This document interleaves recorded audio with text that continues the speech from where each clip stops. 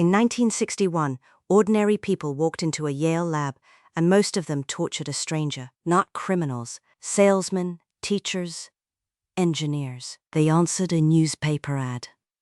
$4 for a memory study. The setup looked simple. One person is the teacher.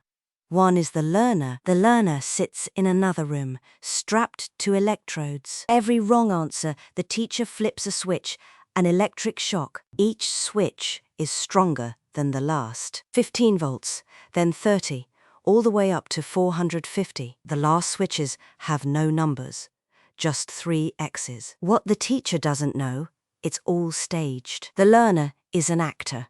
The shocks are fake. The screams are a recording. The real experiment is the person flipping the switches. At 75 volts, the actor grunts in pain. At 150, he begs to be let out. He says his heart is bothering him. At 300 volts, he pounds on the wall. Then he goes completely silent. The teachers sweat. They shake.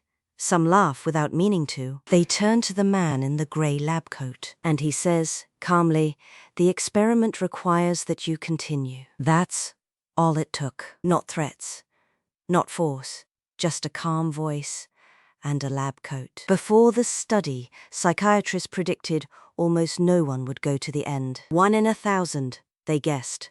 Only a sadist would. 65% went all the way. 2 out of every 3 people pushed the final switch. 450 volts into a silent room. Milgram ran the study again and again, changing the details. When the learner sat in the same room, obedience dropped. When the authority gave orders by phone, it dropped further. Distance from the victim, closeness to the boss.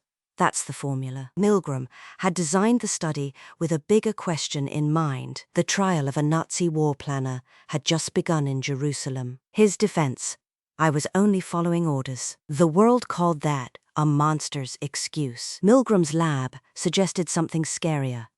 It's a human default. Most of us don't need to be evil to do harm. We just need someone else to take responsibility. How far do you think you would have gone? Tell us below. Remember to like and subscribe, and why we do what we do.